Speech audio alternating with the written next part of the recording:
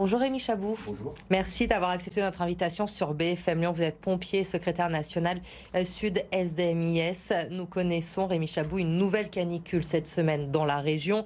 2 semaines à peine après la fin de la première, entre les incendies, les noyades, les malaises dus à la chaleur. Est-ce qu'on peut dire que les pompiers du Rhône sont sur le qui-vive en ce moment?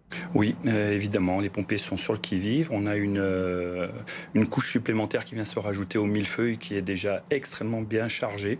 À cela vient se rajouter évidemment les feux de forêt. Donc on a ce qu'on appelle le risque courant, ce que vous venez d'évoquer.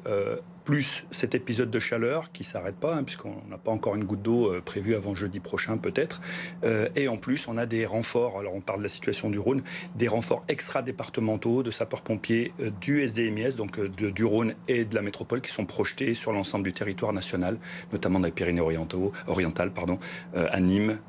Voilà. Là, en ce moment, il y a des pompiers du SDMIS qui sont un peu envoyés en renfort des autres collègues dans les autres régions. Oui, tout à fait. Oui. On a plusieurs colonnes qui sont projetées partout en France et ça nous manque cruellement en local parce qu'on a une accentuation du nombre d'interventions et également le pire reste à venir parce qu'on a les dates qui sont historiquement bien chargées pour nous, 13-14 juillet, avec des feux d'artifice, les pétards, etc. Et avec cette sécheresse aussi, le danger des feux d'artifice, j'imagine, avec une vigilance particulière pour éviter tout risque d'incendie. 9 feux sur 10 aujourd'hui sont d'origine humaine. J'ai pas dit criminelle, pas forcément, mais humaine. Le mégot de cigarette, le barbecue non maîtrisé, etc. Le nombre d'interventions, justement, en ce moment, vous dites qu'il ne cesse d'augmenter. Vous avez des chiffres, une moyenne à peu près par rapport à d'habitude? Alors, les statistiques sont toujours les mêmes. On a énormément de secours à victimes. Le feu représente à peu ou prou 15%. Comme d'habitude, les chiffres, je ne les sais pas malheureusement, on les aura en fin de saison. Ce que je voudrais signaler, c'est que tous les ans, à la même époque, on a la même rengaine. Les sapeurs-pompiers sursollicités, les feux de forêt qui sont de plus en plus précoces, de plus en plus violents. Et en septembre, on oublie, on passe à autre chose.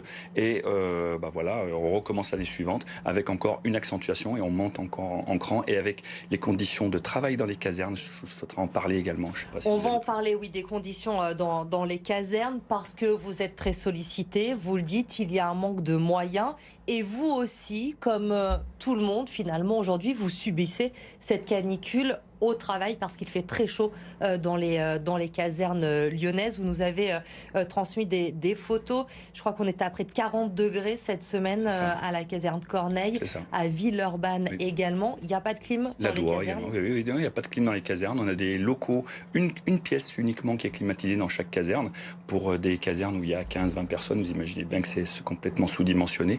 On est dans une impréparation totale sur l'ensemble du territoire national, mais également dans l'agglomération lyonnaise.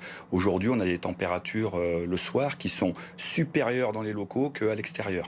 C'est juste une situation pour nous qui est intenable parce que c'est le seul havre de paix qu'on peut avoir dans une gare de 12 heures ou 24 heures. C'est le moment où vous rentrez pour vous reposer, reprendre des forces et finalement vous n'y arrivez pas avec ces conditions-là. Oui, on peut alors caricaturer en disant que le seul moment où on est bien, c'est peut-être dans l'ambulance quand il y a la climatisation, quand on part en intervention, vous voyez.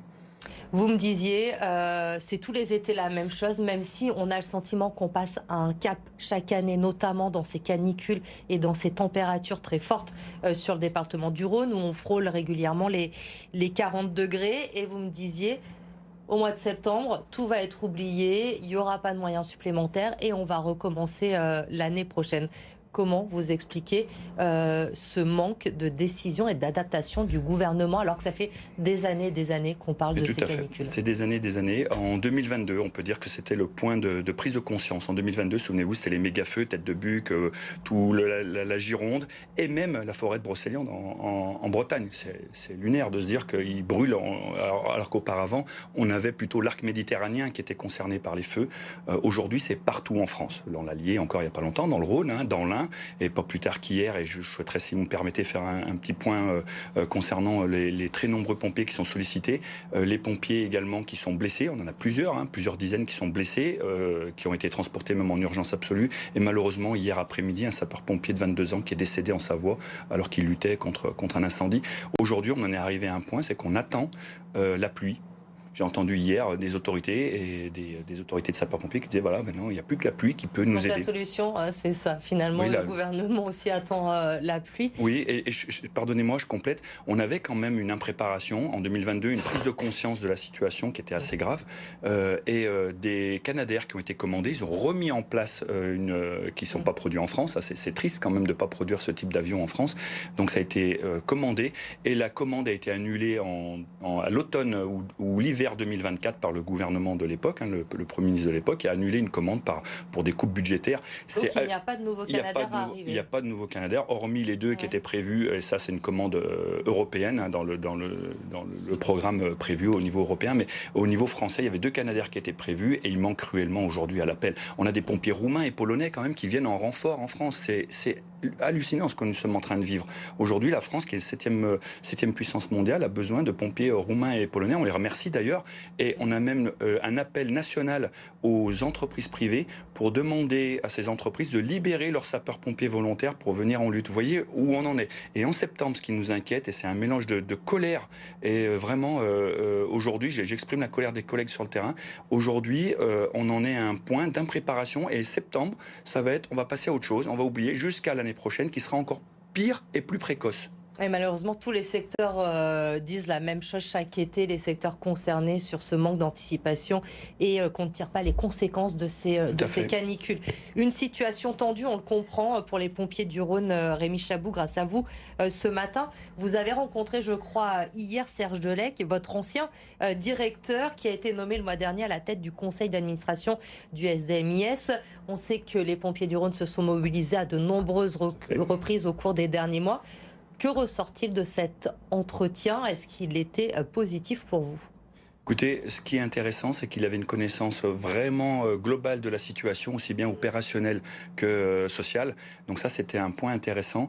Souvenez-vous, en 2024, les revendications étaient portées sous un triptyque. C'était les conditions de travail, le pouvoir d'achat, bien évidemment, mais surtout les effectifs en caserne. Aujourd'hui, on manque cruellement d'effectifs. Et encore pour preuve, c'est qu'aujourd'hui, s'il y a un incendie ou qui nécessite de projeter encore des sapeurs-pompiers en renfort extra-départementaux, je veux dire, nous ne sommes pas en mesure de le faire dans le Rhône, parce qu'aujourd'hui, les effectifs qu'on envoie partout en France, ils sont pris dans l'effectif du risque courant, qui sont là pour protéger, donc les ambulances, les feux, qui sont là pour protéger la population lyonnaise et du Rhône. Donc, alors l'entrevue s'est très bien passée, très à l'écoute. En revanche, on nous a demandé encore une fois d'attendre. Je vous rappelle juste qu'on attend depuis 2024, puisqu'il y avait eu le Beauvau de la sécurité civile, qui avait 100 mesures qui devaient être traduites par des textes de loi. Aujourd'hui, nous sommes toujours dans l'attente. On nous a demandé d'attendre septembre, un rendez-vous avec Madame Véronique Sarcelli, la nouvelle présidente de la métropole, qui prendra des décisions.